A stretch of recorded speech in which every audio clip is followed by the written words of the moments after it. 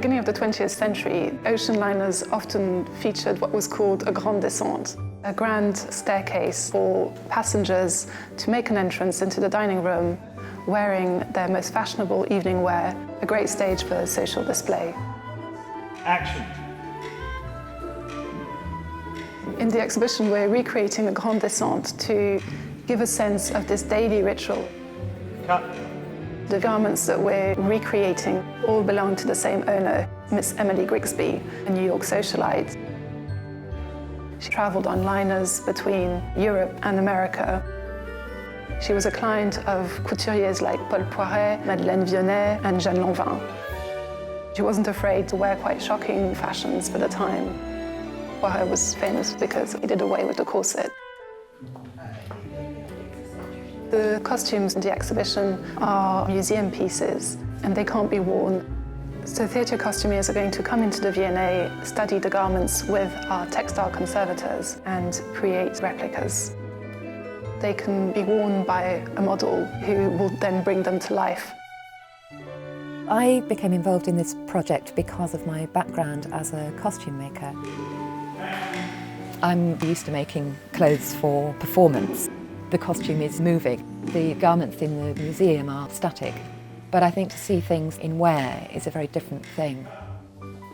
It's only when you're trying to recreate something that you really get to understand how it was put together in the first place.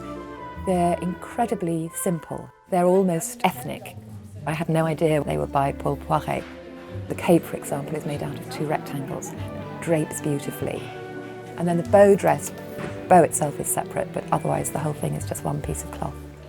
When we were talking about the brocade dress, the original was a woven fabric with metal thread. Technically it would have been possible to have it rewoven, but it would have taken months and cost thousands of pounds.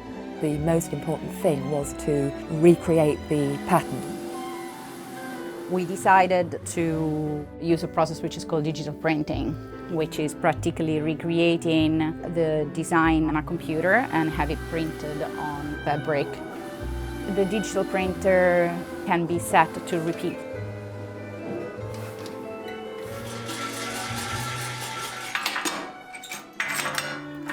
And here it is.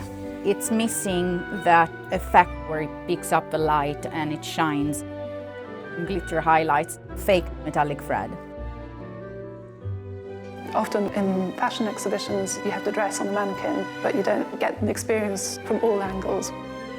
Filming the model wearing the replica dresses was to get a full sense of the total look coming down the grande descente.